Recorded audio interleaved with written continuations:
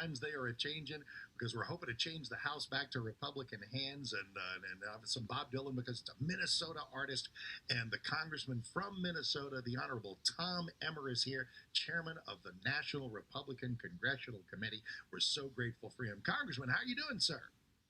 I'm doing great, Mark. I hope everything's going well in Texas. It is going superbly, and since I had a little extra time there, we were just trading Minnesota stories, and he was telling me about the beautiful lands of the 6th Congressional District, which used to be Michelle Bachmann territory. As she headed out the door, that opened up that seat, and that is when Chairman Emmer took that over there in what would have been, the election of 2014, correct? Yeah, I think it was. I was sworn in January of 2015. Yeah, I think I'm right about that. I also think I'm right that NRCC job. My friend Pete Sessions used to have that, and it's a pretty cool thing when you can swing the gavel out of a Democrat's hands. It came out of Nancy Pelosi's hands and into John Boehner's in 2010. You're trying to do the same thing. Maybe Kevin McCarthy, we'll see how that goes. Please let that be the situation that faces us, because it'll mean that the Republicans will have won back the House this November. We get Trump reelected. We keep Texas red. Maybe Trump wins your state of Minnesota. Dare we dream? What's the job like? What's the task of maybe thinking about turning the House Republican again? Well, I'm glad you brought up our friend Pete Sessions, because Pete was the captain the last time the Republicans flipped the House in 2010.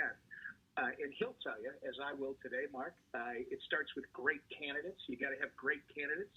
You got to have the message, and you got to have the resources. You don't have to have as much, but you got to have enough to actually get your message out. And in this case, we are going to flip the House for the first time in a 2-year presidential cycle since 1952. And I can tell you, Mark, I can give you all kinds of examples. We got great candidates like you have right there in Texas 32 with Genevieve Collins, who is going to beat Colin Aldred in the fall. You've got other great candidates across Texas. You know, they thought Texas was going a different direction. It's not.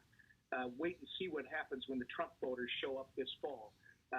Look, we had a win last week. If you want to get an idea for the mood of the country, the Republicans in the House, we actually flipped a seat in the suburbs of Los Angeles last week. It's the first time that a Republican has flipped a Democrat seat in California since 1998. Bill Clinton was president the last time this happened. We won 2 of them, actually, the other night. We now need 17 seats. And, Mark, there are 43 House Democrats sitting in more Republican seats than the one we just won in California last week.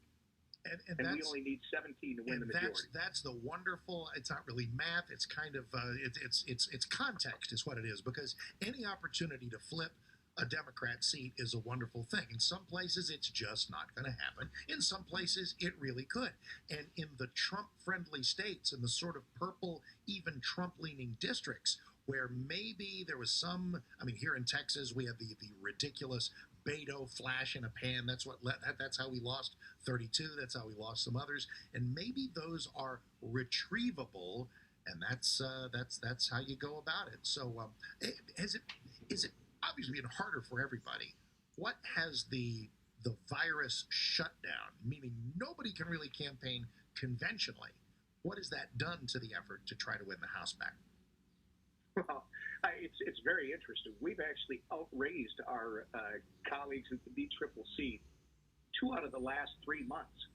And in fact, by the way, with 40 fewer members than we had in the last Congress, it's pretty stunning what we've been able to do, Mark. But I think the example in California and, quite frankly, in Wisconsin's 7th District last week, because we won that as well, that was the seat vacated by Sean Duffy when he went to the next chapter of life.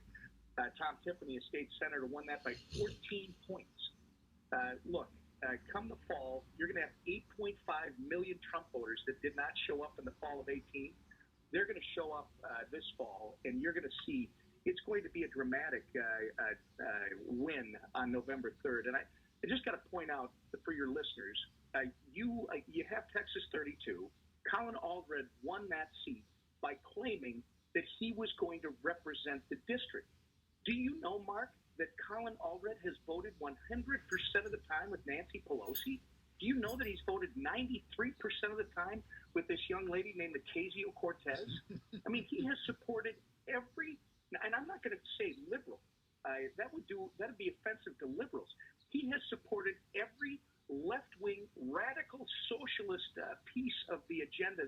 And last week, by the way, and I think this is going to be the defining moment. He voted, 1, to send $1,200 checks to illegal immigrants. 2, to stop deportation of criminal aliens. 3, to literally let rapists and murderers out of jail. And the list goes on and on. Listen, he doesn't represent the mainstream of Texas 32, the Dallas people that put him in office. They're going to show him the door because you've got just an amazing first-time candidate in Genevieve Collins. And look, she is a seventh-generation Texan. She comes from the community that she wants to represent, and she is a pure reflection of the community. Elect someone who actually is going to be your voice and is actually going to represent your values, as opposed to someone like Colin, who literally has gone, said one thing, and he's gone and done another thing. Well, Genevieve is a friend of ours now, and you've come to know her in the recent weeks through the campaign for the primary and such, and I know she appreciates the kind words from you and from me. What she also is going to appreciate is some money. Are you going to throw her? Are you going to throw her some NRCC cash so she can do all these things you're talking about? Hey, we already did. Look, Texas is incredibly important to us. I believe what you're going to see come the fall is Texas is going to be solidly in the Republican column, and it's going to be because of great candidates like Genevieve Collins and Beth Dye and Wesley Hunt, and the list just goes on and on. You have put up some pretty Gonzalez running down in the herd seat. You have got some great candidates that actually are a reflection of Main Street Texas, and they are going to be voices that are actually consistent with the voices that are Main Street Texas across the state, as opposed to this group of people that ran as Democrats, claiming they were moderate Democrats, claiming they were going to reach across the aisle and get things done. And what have they done, Mark? They've spent the better part of the last 2 years with only one thing on their mind, and that is to try and undo the 2016 election with this crazy impeachment stuff and the investigations, and they just won't give it up. Yep. At a time when we should... Go ahead and finish. Sorry. I was just going to say at a time when we should, at a time where we should absolutely be putting the American public ahead of our politics, they are trying to use this crisis as an opportunity to remake America with their socialist agenda, and they're going to pay for it at the ballot box in November. And there's going to be an enormous amount of Trump enthusiasm, and unless I mean, Democrats are going to have Biden enthusiasm to some degree, but in my state of Texas, we are not going to allow ourselves to become purple. Let us finish up with Tom Emmer, chairman of the NRCC, congressman from Minnesota. Let's talk for 60 seconds about your tantalizing state, where Donald Trump lost by only like a point and a half. That's in the state that gave us Al Franken. That seems really close. Is there a feel in Minnesota that Trump can win? Listen, he came within 45,000 votes of winning Minnesota in 2016. Now, why is that significant? Minnesota is the only state. We have the longest stretch of not voting for a Republican president of any state in the union. The last time Minnesota gave their 10 electors to a Republican presidential candidate was 1972. You might remember we were the only state in the Reagan landslide that went with our guy Mondale. Walter Mondale. Well, special dispensation for that. Well, let's work on that and flipping that back. And listen, with your energy at the NRCC and up there in the magnificent go for state of Minnesota, it is a joy to meet you, and thank you enormously, and best of luck. Let us know what we can do for any of our candidates down here or up there, because we're all in it together. Love it, Mark. Look forward to seeing you in person next time I'm in Texas and they've taken all the restrictions off. It would be an honor. We might even walk into a restaurant. Dare we dream? It would be a joy. Thank you, sir. Awesome.